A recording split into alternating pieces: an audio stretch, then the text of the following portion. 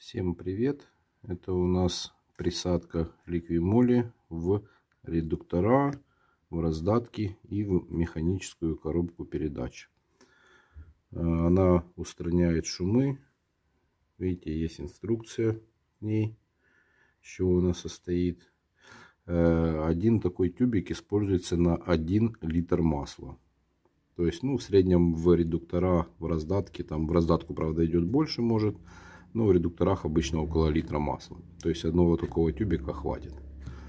Такой тюбик я уже заливал несколько раз в разные машины, скажем так.